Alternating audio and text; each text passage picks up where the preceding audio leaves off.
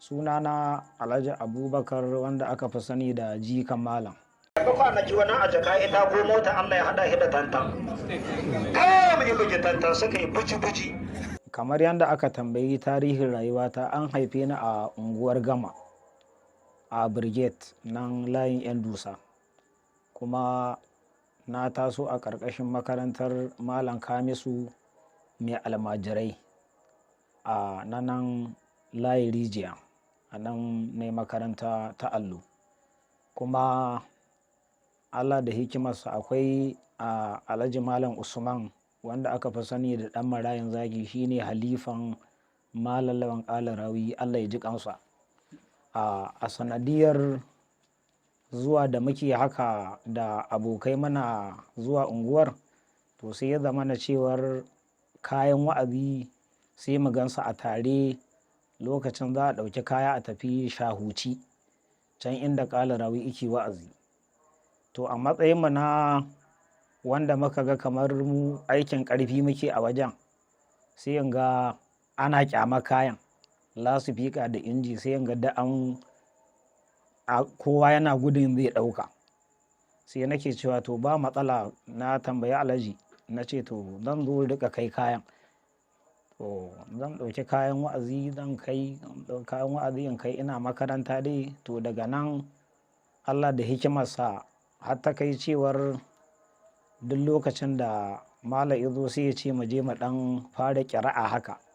Daga dai jan baƙi dai muna ɗan ƙira'a muna ɗan taɓawa, kuma har Allah ya kai ga muka yi yawo namu na kanmu. Inda na samo sunan Jikan Malam, wato da yawa akwai mutane wanda suke sauraron wa'azina, to kuma sai su rika ce min Jikan Malam. To mutane da yawa sun yi ca, kowanne sai ya zo ya tambaye ni ya ce wai malam ɗin to malam wa, kai Jikan Malam ne, to malam wa? Sai in ce ai Jikan Malam, ni dai a haka nake a Jikan Malam. Kuma Allah da hikimarsa kakana maƙeri ne, kuma a tarihin kakana shine kusan sarkin tsira ma na Daura gaba ɗaya, tunda asalin mahaifiyanmu yar Daura ce. Yau hata talaka na ƙauye in zai kawo akuya kasuwa da daddare sai ya sa ya dan wake. Wannan shafuffukan sada zumunta gaskiya yaran ba sa mun adalci, kuma mutane da yawa da hukuma na samu matsaloli.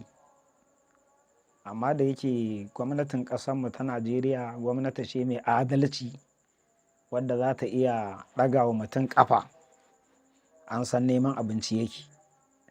Amma a dalilin wannan yaran gaskiya sun jefa ni a matsala sosai, na ɗan gamu da matsaloli. To kuma abin tun da dai akwai masoya a ciki, wasu manyan mutane ne, da abin da aka yi su ce kawai sun yafe min, wani ma sai ya ɗau kyauta ya ban.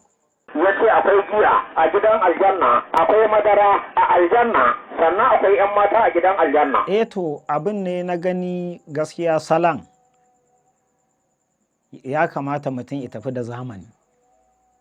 Da ina da mai jan baki ya rasu, to duk inda muka je za a ja baki. To abin yanzu kamar jan baki haka da fassara, sai ya zama na cewar mutane ba za su taru ba in kana tafsiri. To amma sai abin ya zama cewa da littattafai da hadisan annabi da kuma littafi haka na shikayoyi wanda za su nishinɗantar da mutane da hikima, to sai a sa a ciki, kuma a yi amfani da samari a riƙa faranta musu rai yanda za su gaba a kyamace su ba. 'Yar miliyan ɗaya mutum zai rike ne wa almajiri kallon banza? Ba na rubutawa. Wani ya taɓa min tambaya akan local government 44 na lissafa, na ce gaskiya ba rubuta nake ba, kuma wani ƙudura Allah, in dai ba kamar na riƙe makirfo ba, a haka local government 9 ma ba za su zo ba. Amma lokacin da na riƙe makirfo na ga da jama'a a gabana, to zan iya lissafa local government 44 da ka. wallahi ina da annabawan Allah ba shi ma zaune. To wannan misali ai duk abin da ka yarda da shi ka gaskata shi dan ka rantse, wannan tambayar ba wannan ya kamata ga min ba, wannan tambaya ce ta abin da ya shafi malamai.